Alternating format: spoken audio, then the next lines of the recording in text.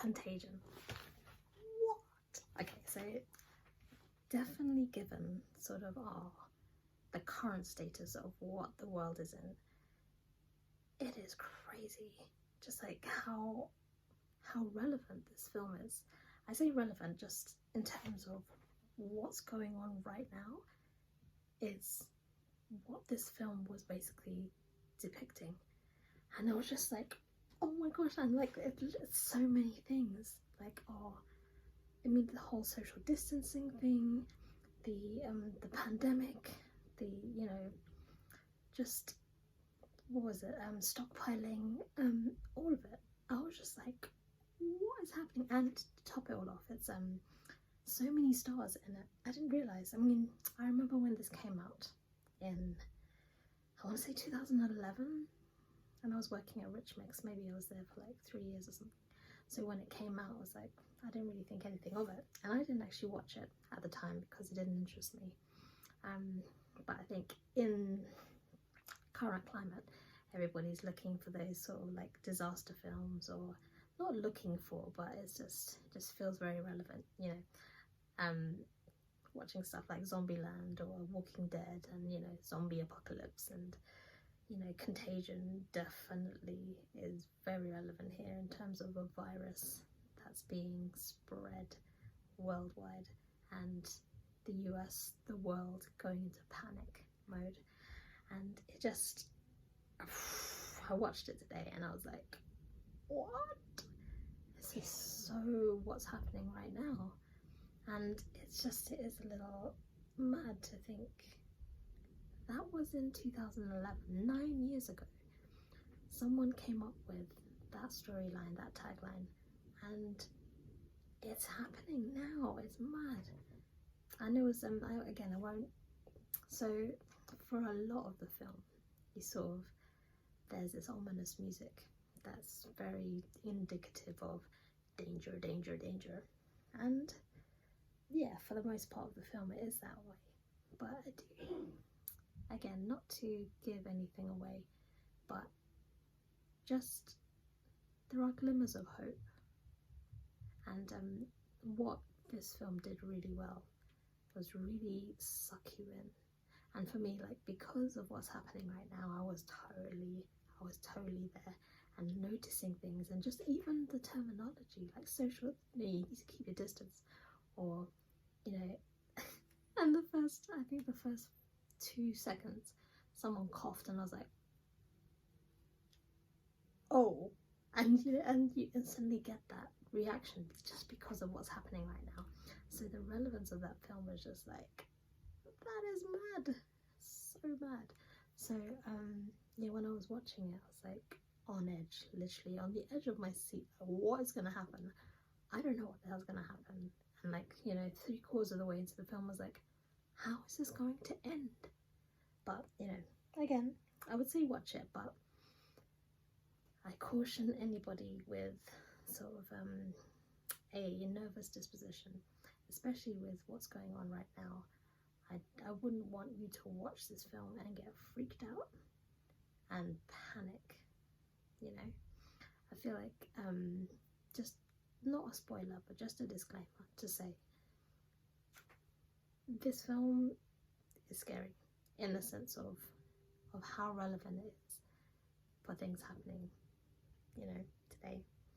So I would just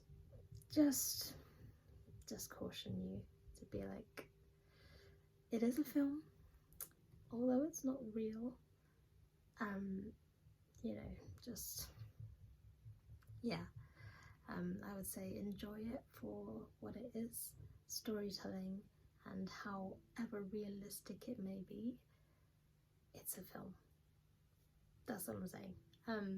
But yeah, I really enjoyed it. I was just like, I didn't realise there were so many stars in it.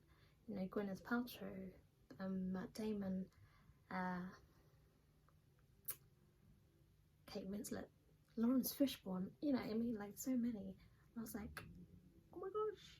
And I think especially with oh yeah, and Marie Cotillard, I would say the French chick, right? Always reminds me of Dark Knight, because the Mr. Lau, the Chinese guy who gets arrested. And if you've seen Dark Knight, he gets arrested, and he's the accountant for sort of the mobsters, and he's in it. And it's like, oh my gosh, his storyline is really interesting. And to see him and Marie, she was in the third one. She's in Dark Knight Rises. I won't tell you that. But you know, it's just really interesting how it was all, you know, all these stars are linked. And I mean, like, for me, it's always quite funny, just not fun. Yeah, it's funny, not funny, but fun to sort of connect the actors and which films have they been in together, where have I seen them together, how have they acted together. And it's, you know, Kate Winslet's English, right? And she's doing an American accent. And then Jude Law is in it and doing some random accent. I want to say it's like a mix between Australian and South African. I don't really know my accents, but it just sounded a bit weird, because I've seen him in Artificial Intelligence as a British guy, and it's just, was he British? I don't even remember, but definitely I think, you know, he was more natural in something like Artificial Intelligence, whereas here he's quite the snivelling reporter, sort of blogger type thing. And there was an amazing quote in it, and something like it was about blogging and how it's like graffiti with punctuation, which I thought was really interesting. And if that was back in 2001, no, it wasn't, sorry, scrap that. Yeah, in 2011 even, 9 years ago. And just this idea of, you know, people being really selfish in these times. Like, you know, it's reminding me of what's happening nowadays, is that we're being told to stay at home, right? But people are selfishly going out and, you know, meeting in places and stuff. And, you know, the death rate is like, it's rising, man. Just stay at home, innit? But I think it's just human nature to, we feel like we need to grab and hold on to stuff, and we need to sort of stockpile and all this kind of stuff. And it's just like, mate, you know, are you thinking about yourself? Of course you are in that moment, but what about everybody else? And it's just crazy though, like, just this last note about sort of storytelling, is that, you know, like people's characters and their stories, like Gwyneth Paltrow, she's not in it for a lot, but she's, you know, it's quite central to how things panned out. And you're like, like throughout the film you're given hints as to what, you know, how it was contracted, all this kind of stuff.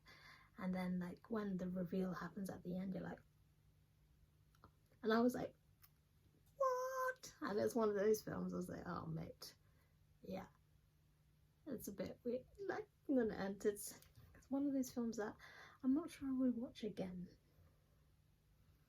I probably would, but I'd need to be in the mood for it. It's not one of those ones I could have in the background, be like, you know, no, it's one of those, like, I need to be in a really mood and be like, I need to see something devastating. And that is basically what it is, and you're just like, oh my gosh, taken back by the severity of stuff. And you know how, you know, I say Parliament, how government sort of works, and you know, in times of crisis, that kind of thing, and you're like, but yeah, really great film. I would totally recommend it, but it's not for the faint of heart. So in the first couple of, I'd say within the first half an hour, a lot of people die. And I mean, depends on how, because it's not a scary film in the sense that it's spooky, or like, you know, it doesn't shock you, like, it's not jumpy, that's the one, it's not jumpy, it's just shocking how relevant it is. And like at every turn I was like, no, what, this kind of thing. So yeah, I just caution anybody who's of a nervous disposition not to go a bit stir crazy, especially in these times of stay at home and you have to be at home. I don't want you to get too shook. Basically, you're washing your hands. Oh, and that was the thing as well, just even what they were saying in the film is what people are saying now. Wash your hands, don't touch your face, and don't shake hands. And it's the genesis of a handshake. And I don't know how true this is, but Lawrence Fishburne sort of says to someone, you know, when you shake hands, it was a sign that you didn't have a weapon, and that's where the handshake comes from. I was like, I did not know that, and that's really cool. Little nuggets you pick up on from films. It's really interesting. Anyway,